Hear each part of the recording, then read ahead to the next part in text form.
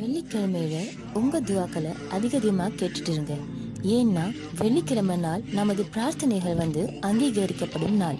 நாம கேட்பதையெல்லாம் அல்லாஹ் அதை நமக்கு தருகின்ற நாள்.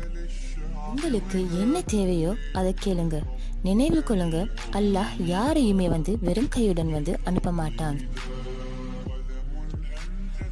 உங்க துவா கபூல் ஆகிற வரைக்கும் பொறுமையுடன் காத்திருங்க.